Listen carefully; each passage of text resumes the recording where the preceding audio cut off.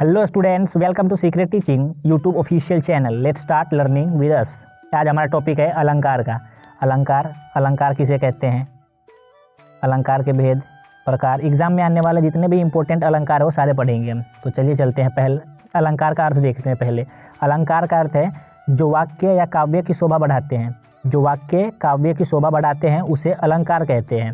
अब अलंकार के भेद भी हैं। अलंकार को दो भागों में बांटा गया है। कितने भागों में? दो में। एक शब्दालंकार, एक अर्थालंकार।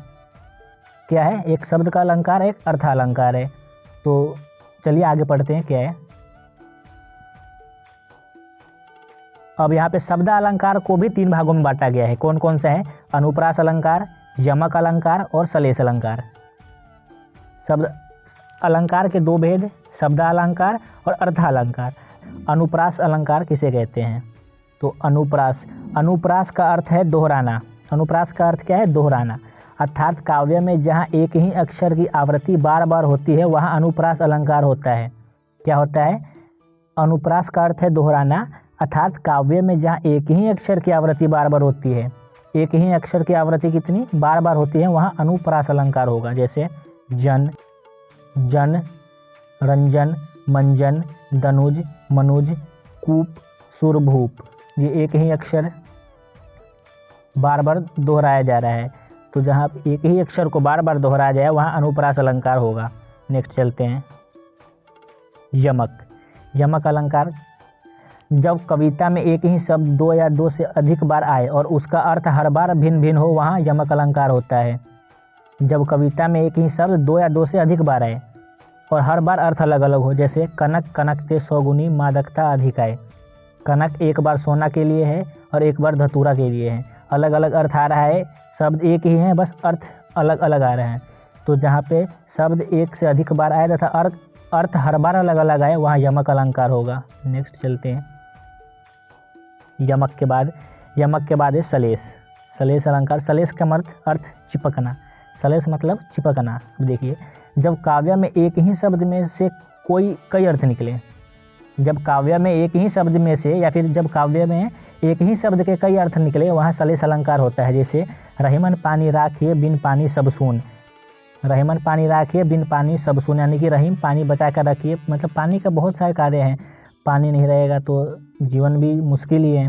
तो यहाँ पे ही शब्द में से अर्थ निकले, जब वाक्य में एक ही शब्द में से कई अर्थ नहीं, शब्द एक ही हो और अर्थ कई निकले वहाँ पे सलेश अलंकार होगा। नेक्स्ट पे चलते हैं।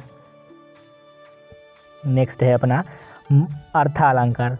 अब अर्थालंकार में पढ़ते हैं। अर्थालंकार में है उपमा। जहाँ एक वस्तु की समानता या तुलना किसी दूसरे वस्तु से की जाती है वहाँ उपमा अलंकार होता है। क्या है? जैसे दो वस्तु हैं, दो वस्तु में एक वस्तु को श्रेष्ठ और एक वस्तु को श्रेष्ठ नहीं बताया जाता, मतलब दोनों वस्तुओं में तुलना की जाती है। तो जहाँ पे तुलनात्मक शब्द दिखे वहाँ अर्थालंकार होगा। जैसे हरि पद कोमल से, हरि के पद पैर कोमल से, अब जिसे से आ गया से। अब इसकी पहचान में, सा, सी और से, जहाँ पर भी दिखे आंख बंद करके अर्थालंकार लगिए 100% सही। अब नेक्स्ट पे चलते हैं। अर्थालंकार के बाद है यहाँ पे रूपक अलंकार। रूपक किसे? तो काव्य में जहाँ एक वस्तु को दूसरी वस्तु के रूप में दिखाया जाता है वहाँ रूपक अलंकार होता है। काव्य में एक वस्तु को दूसरी वस्तु के रूप में दिखाया जाता है। जैसे पहचान देखिए, जहाँ योजक चिन्ह होता है वहाँ रूपक अलंकार होता है। योजक चिन्ह आपको जहाँ भी दिखे वो रूपक अलंकार होगा। जैसे चरण कमल बंदो हरिराई, यहाँ पे ये लग रहा है योजक चिन्ह दिखते ही आप रूपक अलंकार लगाएंगे, गलत नहीं होगा। नेक्स्ट है उत्प्रेक्षा अलंकार। तो उत्प्रेक्षा अलंकार किसे कहते हैं? जहाँ उपमेय में उपमान होने की संभावना या कल्पना की जाती है वहाँ उत्प्रेक्षा अलंकार होता है। क्या की जाती है? जहाँ उपमान में उपमेय होने की संभावना। अब पहचान क्या है? मनु, जनु, यू, मानो, मनो, मनो। ये शब्द आपको जहाँ भी दिखे वहाँ पे उत्प्रेक्षा अलंकार आएगा। अब बस ध्यान से पहचान देखते जाइए, सब बहुत इजी हो जाएगा। जैसे एग्जाम्पल में है मनहु नीलमणि सैन पर। अब यहाँ पे मनहु ये रहा, अब एग्जाम्पल में भी मनहु नीलमणि सैन, मनहु आया, ये पहचान में है तो यहाँ उत्प्रेक्षा अलंकार हो जाएगा। नेक्स्ट पे चलते हैं। नेक्स्ट है अतिशोक्ति। अतिशोक्ति यानी बढ़ा चढ़ा कर कहना।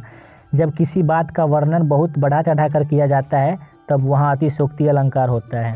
किसी बात का वर्णन जब बढ़ा चढ़ा कर किया जाए तो वहाँ अतिशयोक्ति अलंकार होता है। जैसे उदाहरण क्या है, देख लो साकेत नगरी है, यही स्वर्ग से मिलने गगन में जा रही है। ये बात बहुत बढ़ा चढ़ा कर किया जा रहा है। जहाँ पर भी बात को लगे बढ़ा चढ़ा कर किया जा रहा है वहाँ अतिशयोक्ति अलंकार होगा।